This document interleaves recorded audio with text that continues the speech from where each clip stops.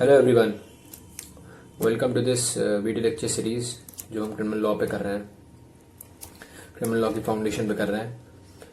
तो आज हम डिस्कस करेंगे आईपीसी के चैप्टर 2 के बारे में, जो कि बहुत ही इम्पोर्टेंट चैप्टर है, जो हमें इंडियन पेनल कोड के बारे में बहुत ही विस्तार से, बहुत ही डिटेल मैनर में जो भी टर्म्स यूज हुए हैं पूरी इंडियन पेनल कोड की ड्राफ्टिंग में, इंडियन पेनल कोड की कोडिंग में, उसके बारे में वो एक्सप्लेनेशन देता है। तो चैप्टर 2 46 सेक्शंस में बटा हुआ है, सेक्शन 6 to 52A, और हम वीडियोस को अपने शॉर्ट रख रहे हैं, तो इस वजह से मैं इसे 2 पार्ट में कंप्लीट करूंगा, या शायद 3 पार्ट में भी, क्योंकि कुछ ऐसे सेक्शंस हैं इसमें जो काफी लॉन्ग एक्सप्लेनेशन और एक डिस्कशन मांगते हैं, जैसे कि सेक्शन 21। वो हम सब डिस्कस करेंगे एक एक करके। तो आज की वीडियो में मैं डिस्कस करूंगा सेक्शन 6 to 20, मतलब सेक्शन 6 से लेकर 20 तक, सेक्शन 20 तक मैं डिस्कस करूंगा। बहुत ही छोटे छोटे टर्म्स हैं जो कि हमें जानने चाहिए अगर हम आईपीसी को पढ़ रहे हैं, और साथ ही साथ अगर हम जुडिशरी की प्रिपरेशन कर रहे हैं तो उसके लिए भी तो इम्पोर्टेंट है ही। और साथ ही साथ जो हमारे लॉ एग्जाम्स होते हैं, जो हमारे इंडियन के एग्जाम है, उसमें भी काफी बार इस चैप्टर से क्वेश्चन आते हैं।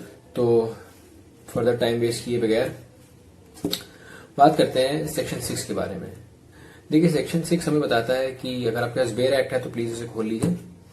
सेक्शन 6 हमें बताता है कि definitions in the code to be understood subject to exceptions, यानी कि सिंपल है, जो भी डेफिनेशंस इस कोड में दी गई हैं, जो भी पनिशमेंट्स की या जो भी ऑफेंसेस की डेफिनेशंस इसमें दी हुई हैं, वो एक अंडरस्टूड सब्जेक्ट हैं इस एक्सेप्शंस के। यानी कि chapter 4 of Indian penal code जो हम आगे कवर करेंगे, उसमें कुछ एक्सेप्शंस, अपवाद दिए हुए हैं। वो अपवाद अंडरस्टूड सब्जेक्ट होंगे हर सेक्शन के लिए। अपवाद यानी कि अगर कोई पनिशमेंट या कोई ऑफेंस होता है तो उसके कुछ अपवाद होते हैं, वो डिस्कस करेंगे। तो वो हर कुल मिला के हर सब्जेक्ट में, यानी हर सेक्शन में वो अपवाद हम अलग से नहीं लिख सकते। इस वजह से सेक्शन 6 हमसे ये हमें बताता है कि वो अपवाद हर जगह होंगे। तो आई होप ये सिंक इन हो गया हो, समझ आ गया हो आपको। बहुत ही सिंपल है, हर सेक्शन 6 ये कहता है हर अपवाद हर सेक्शन के साथ रीड किए जाएंगे टोटल। आगे बढ़ता हूं। Section 7 sense of expression once explained, ये कहता है, यानी कि every expression is explain any part of the code is use in every part of this code is confirmative with explanation. अब इसमें भी यही है, सेंस ऑफ एक्सप्रेशन ये कहता है कि अगर एक बार ये एक्सप्लेन कर दिया गया है तो हम इसे बार बार एक्सप्लेन नहीं करेंगे। यानी कि 511 सेक्शंस हैं आईपीसी में, और आईपीसी और हर सेक्शन को अगर अपने आप में ही हर एक सेक्शन बहुत बड़ा होता है, बहुत इंटरप्रिटेशन उसमें लगती हैं, और काफी डिफाइन किया जाता है उस ऑफेंस को। तो उस ऑफेंस को जो हम एक्सप्रेशन अब इसमें पढ़ रहे हैं, जो सेक्शन 7 बता रहा है हमें, और जनरल एक्सप्लेनेशन बता रहा है, वो ये कह रहा है कि सेंस ऑफ एक्सप्रेशन जो है, जो यहाँ पे पता लग गया है, वो हर जगह एप्लीकेबल होगा। ये 2 एक बहुत इंपॉर्टेंट सेक्शंस हैं, इसलिए मुझे थोड़ा सा इसको समझाने में भी थोड़ा सा मैं समय दे रहा हूँ इसको, और इसको भी समझने की बहुत ज्यादा जरूरत है। अगर आप आईपीसी को एक बहुत ही सही तरीके से समझना चाहते हैं, अगर आप आईपीसी को एक फाउंडेशन के तरीके लेके चल रहे हैं, अगर आप जुडिशरी की प्रिपरेशन कर रहे हैं, इवन आप क्रिमिनल लॉ के लिए भी जा रहे हैं, और प्रैक्टिस, लिटिगेशन एंड ऑल, उसके लिए भी आपके लिए ये सब चीजें समझना बहुत जरूरी है।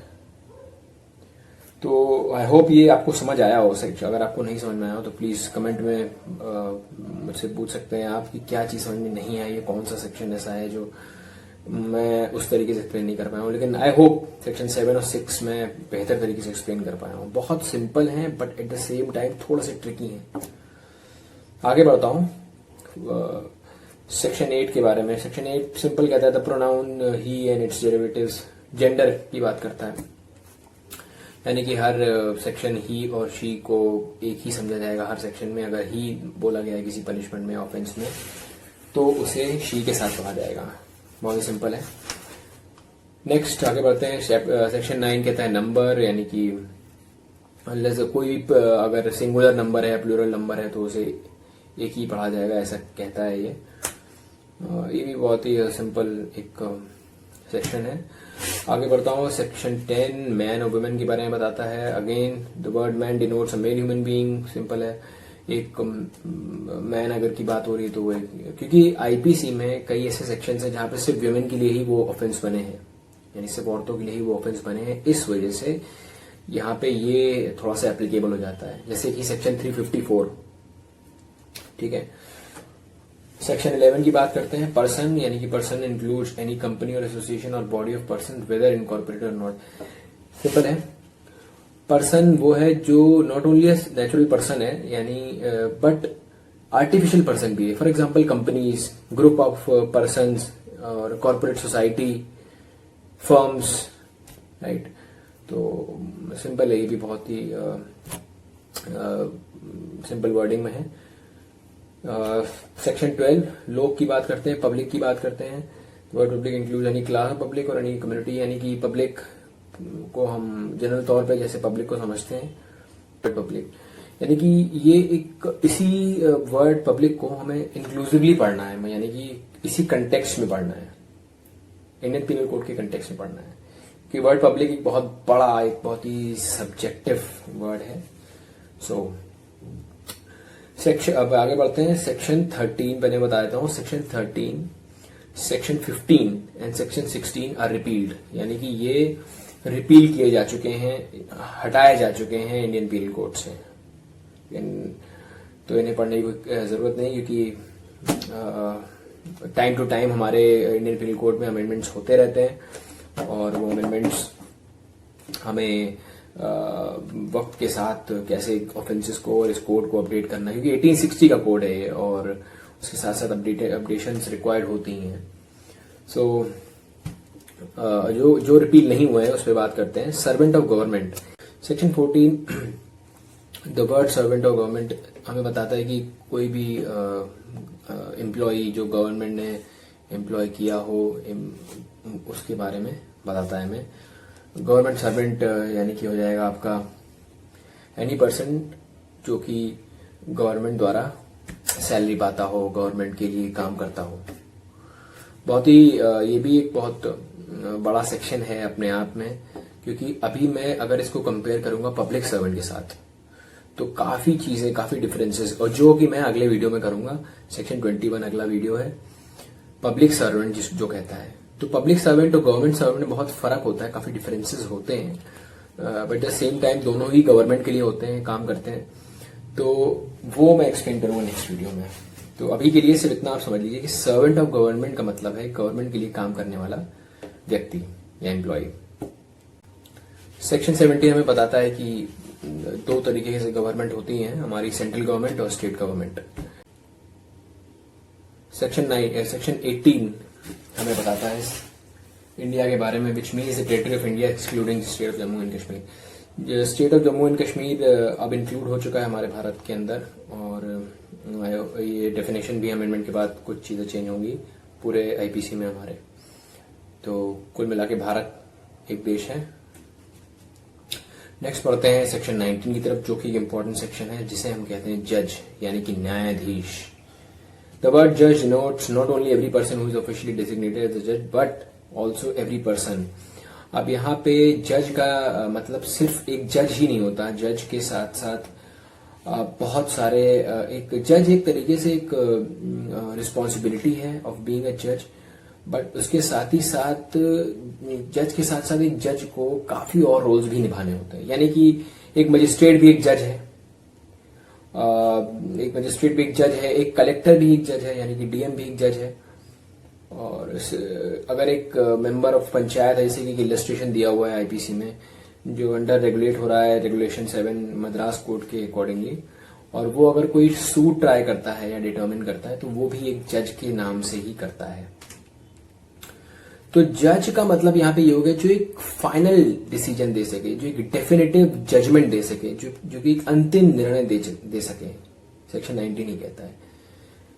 जैसे कि कोई भी जज जो for example judicial magistrate of first class is also a जज, क्योंकि वो यहाँ पर फाइनल डिसीजन दे रहा है, एक जजमेंट दे रहा है, जो कि एक अपील द्वारा, जैसे सेक्शन 19 कहता है, जो कि अपील द्वारा वहां पे चैलेंज किया जा सकता है हायर कोर्ट में, but at the same time जब वो जजमेंट आ गया है, जब वो जजमेंट दे देगा तो इट इज फाइनल।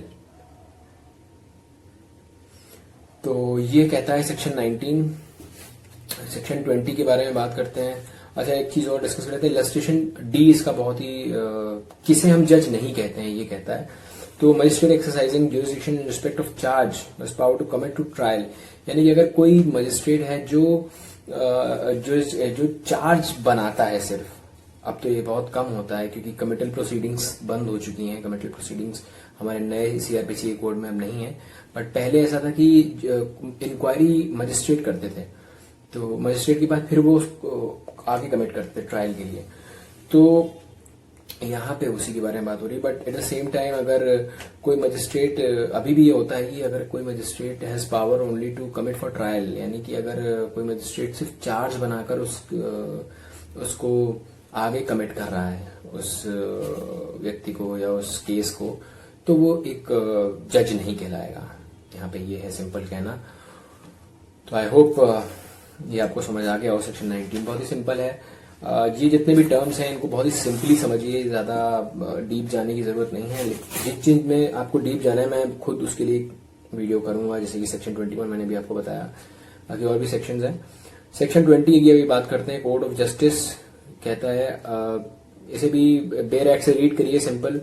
बस कुल मिला के मैं 2-3 चीजें बताना चाहूंगा कि इस सेक्शन के अकॉर्डिंगली कोड ऑफ जस्टिस के कॉन्स्टिट्यूएंट्स क्या है, यानी कि एलिमेंट्स क्या है। फिर सिंपल है, एक जज होना चाहिए, बेंच ऑफ या बॉडी ऑफ जजेस होनी चाहिए या बेंच होनी चाहिए, और जज और बॉडी एम्पावर्ड बाय लॉ होने चाहिए या जुडिशियली एक्ट कर रहे होने चाहिए, और at the same time judicial proceedings को लुक आफ्टर कर रहे हो। तो आई होप ये भी बहुत ही क्लियर और स्ट्रेट फॉरवर्ड है। तो कुल मिला के हम सेक्शन 20 तक फिनिश कर चुके हैं। यहाँ पे नेक्स्ट जो हम लोग डिस्कस करेंगे वो आगे की नेक्स्ट वीडियोस में करेंगे। आई होप आपको ये वीडियोस पसंद आया हो, समझ आया हो। अगर समझ आया हो तो उसको प्लीज लाइक कीजिएगा, शेयर कीजिएगा, सब्सक्राइब कीजिएगा।